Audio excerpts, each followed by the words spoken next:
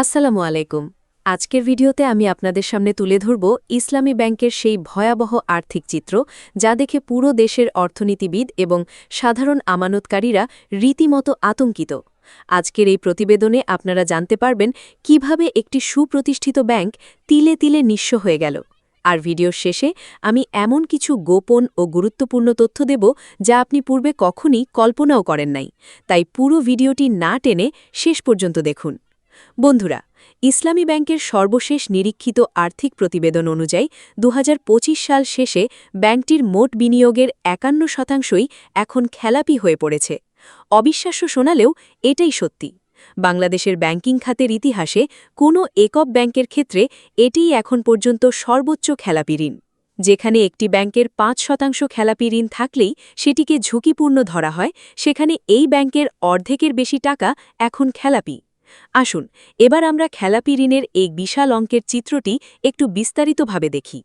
Audit রিপোর্টের তথ্য বলছে ২০২৫ সাল শেষে ইসলামী ব্যাংকের খেলাপি ঋণের পরিমাণ দাঁড়িয়েছে রেকর্ড ৯৪,৩২২ কোটি টাকা। আপনারা জানলে অবাক হবেন, ২০২৪ সালে এই হার ছিল ৪২.৩৬%, যা মাত্র এক বছরের ব্যবধানে ৪৪% বেড়ে এখন ৫১% পৌঁছেছে। এই বিশাল অঙ্কের খেলাপি ঋণ শুধু এই ব্যাংকের জন্যই নয়, বরং গোটা জাতীয় অর্থনীতির জন্য এক বিশাল বোঝা। বাংলাদেশ ব্যাংকের তথ্যের দিকে তাকালে এই দুর্যোগের গভীরতা আরও পরিষ্কার হয়। বর্তমানে বাংলাদেশে মোট খেলাপি ঋণের পরিমাণ প্রায় ৫.৫৭ লাখ কোটি টাকা। এর মধ্যে অবাক করার মতো তথ্য হল, এই বিশাল অঙ্কের ১৭%ই এককভাবে ইসলামী ব্যাংকের। দেশের দ্বিতীয় সর্বোচ্চ খেলাপি ঋণ থাকা রাষ্ট্রায়ত্ত জনতা ব্যাংকের খেলাপির পরিমাণ যেখানে ৭২,৮০৪ কোটি টাকা, সেখানে ইসলামী ব্যাংক তাকেও বিশাল ব্যবধানে ছাড়িয়ে গেছে। এখন প্রশ্ন জাগতে পারে, হঠাৎ করে এই বিশাল খেলাপি ঋণ কীভাবে তৈরি হল? এর নেপথ্যের কারণ অনুসন্ধান করতে গিয়ে ব্যাংকটির একজন ঊর্ধ্বতন কর্মকর্তা জানিয়েছেন এক চাঞ্চল্যকর তথ্য। তিনি অভিযোগ করেছেন, এই নজিরবিহীন খেলাপি ঋণের মূল কারিগর হল বিতর্কিত এস আলম গ্রুপ। অভিযোগ উঠেছে যে আগের ম্যানেজমেন্ট অত্যন্ত পরিকল্পিতভাবে এই বিপুল পরিমাণ ঋণের তথ্য গোপন করে রেখেছিল। একে বলা হচ্ছে গোপনীত ঋণ। বর্তমান ম্যানেজমেন্ট দায়িত্ব নেওয়ার পর নথিপত্র ঘেঁটে এই ভয়াবহ চিত্র সামনে নিয়ে এসেছে। অর্থাৎ এতদিন যা অন্ধকারে ছিল তা এখন দিবালোকের মতো পরিষ্কার। বন্ধুরা, এবারের তথ্যটি আরও বেশি ভয়াবহ। স্বনামধন্য চার্টার্ড অ্যাকাউন্টেন্ট ফার্ম মাহফিল হক অ্যান্ড কো ব্যাংকটির ২০২৫ সালের অডিট রিপোর্ট তৈরি করেছে। নিরীক্ষকরা ব্যাংকটির আর্থিক সুরক্ষার বিশাল ঘাটতি দেখে রীতিমতো সতর্কবার্তা দিয়েছেন। তারা এই রিপোর্টের উপর কোয়ালিফাইড ওপিনিয়ন দিয়েছেন, যা হিসাববিজ্ঞানের ভাষায় কোনো প্রতিষ্ঠানের আর্থিক অস্বচ্ছতার বড় প্রমাণ। রিপোর্টে বলা হয়েছে, ৩১ ডিসেম্বর ২০২৫ তারিখ পর্যন্ত ব্যাংকটির মন্দ বিনিয়োগ ও সম্পত্তির বিপরীতে যেখানে ৯২,৩৩৭ কোটি টাকা প্রভিশন বা সঞ্চিতি রাখার নিয়ম ছিল, সেখানে ব্যাংকটি রেখেছে মাত্র ৭,৯২২ কোটি টাকা।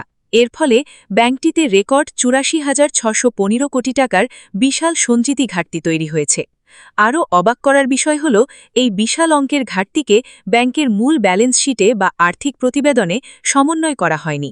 ফলে কাগজে কলমে ব্যাংকের সম্পদ, নিট মুনাফা এবং ইকুইটি অনেক বেশি দেখানো হয়েছে এবং দায় দেখানো হয়েছে অনেক কম।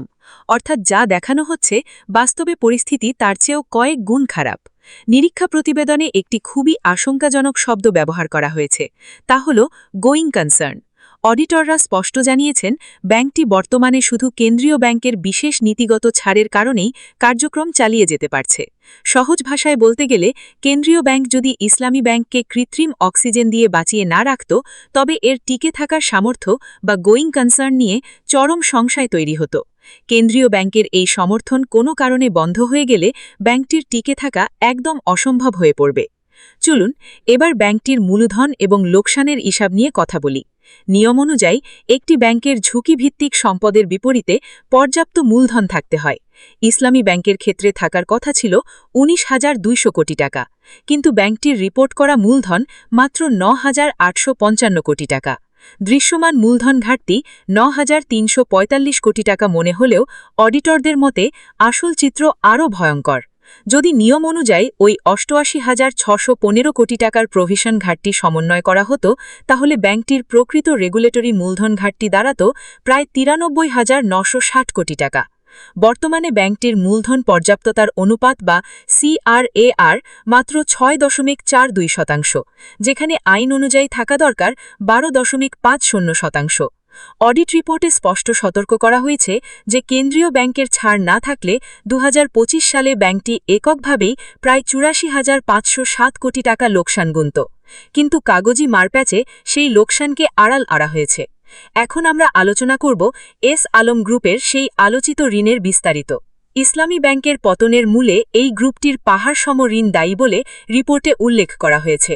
উল্লেখযোগ্য ঋণ গ্রহীতাদের মধ্যে এস আলম স্টিলস ও রিফাইন্ড সুগার ইন্ডাস্ট্রিজের ঋণ ১০,৩৯৪ কোটি টাকা, এস আলম ভেজিটেবল অয়েলের কাছে পাওনা ১৪,৮৯৯ কোটি টাকা এবং এস আলম সুপার এডিবল অয়েলের ঋণ ১২,৯৮৩ কোটি টাকা। এই পরিস্থিতির গুরুত্ব বিবেচনা করে ইতিমধ্যে কেন্দ্রীয় ব্যাংকের নির্দেশনায় এস আলম গ্রুপ সংশ্লিষ্ট প্রায় ৮৩% শেয়ার বাজেয়াপ্ত করা হয়েছে। এত বড় বিপর্যয়ের মধ্যেও পুঁজিবাজারে এর প্রভাব কমাতে গত ২৮ এপ্রিল বাংলাদেশ ব্যাংক কর্তৃপক্ষ ইসলামী ব্যাংককে একটি বিশেষ সুবিধা দিয়েছে। পর্যাপ্ত মুনাফা না থাকলেও এবং বিনিয়োগকারীদের স্বার্থ রক্ষার অজুহাতে ৮৪,৫১৫ কোটি টাকার প্রভিশন সমন্বয় ছাড়াই ব্যাংকটিকে আর্থিক বিবরণী চূড়ান্ত করার অনুমতি দেয়া হয়েছে। তবে কেন্দ্রীয় ব্যাংক একটি কঠিন শর্ত জুড়ে দিয়েছে। আগামী ১ মাসের মধ্যে এই বিশাল ঘাটতি কাটিয়ে ওঠার জন্য একটি বাস্তবসম্মত কর্মপরিকল্পনা ব্যাংকের বোর্ড সভায় পাশ করিয়ে জমা দিতে হবে। তবে পুঁজিবাজারে ব্যাংকটির অবস্থা এখন করুণ। টানা দ্বিতীয় বছর বিনিয়োগকারীদের কোনো লভ্যাংশ দিতে ব্যর্থ হওয়ায় এবং আর্থিক পারফরমেন্স তলানিতে ঠেকায় ইসলামী ব্যাংককে শেয়ারবাজারে জেড ক্যাটাগরিতে নামিয়ে দেওয়া হয়েছে। প্রতিবেদনে দেখানো হয়েছে ব্যাংকটি ১৩৬ কোটি টাকা নিট মুনাফা করেছে, কিন্তু মনে রাখবেন এটি প্রকৃত মুনাফা নয়, বরং কেন্দ্রীয় ব্যাংকের নীতিগত ছাড়ের কারণে এই সংখ্যাটি দেখানো সম্ভব হয়েছে। বর্তমানে ব্যাংকটির শেয়ার দর ফ্লোর প্রাইস ৩২.৬০ টাকায় আটকে আছে। ২০২৫ সালে ব্যাংকটির নিট বিনিয়োগ আয়ও আগের বছরের তুলনায় ৪০% কমে ১,৮৪৭ কোটি টাকায় দাঁড়িয়েছে। প্রিয় দর্শক, ইসলামী ব্যাংকের এই করুণ দশা আমাদের পুরো আর্থিক খাতের জন্য একটি অশনি সংকেত। একটি ব্যাংক কিভাবে সুশাসনের অভাবে ধ্বংস হয়ে যেতে পারে তার এক জীবন্ত উদাহরণ হল এটি।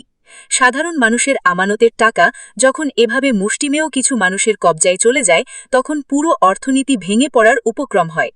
এবার আসি সেই বিশেষ তথ্যে যা আমি ভিডিওর শুরুতে আপনাদের বলেছিলাম। আপনারা কি জানেন ইসলামী ব্যাংকের এই ৯৪,০০০ কোটি টাকার খেলাপি ঋণ যদি আমরা বাংলাদেশের জনসংখ্যার সাথে তুলনা করি তাহলে দেশের প্রতিটি মানুষের ঘাড়ে এই একটি ব্যাংকের কারণেই প্রায় ৫,০০০ টাকার বেশি ঋণের বোঝা চেপেছে।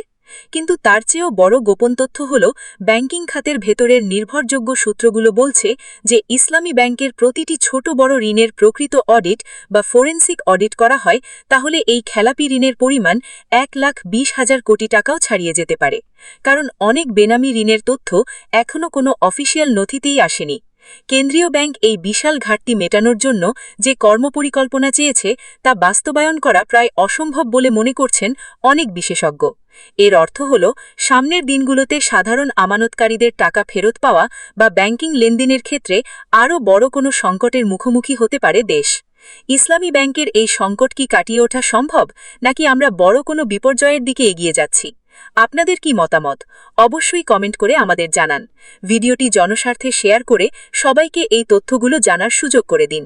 আজ এ পর্যন্তই, দেখা হবে পরের কোনো গুরুত্বপূর্ণ ভিডিওতে। আল্লাহ হাফেজ।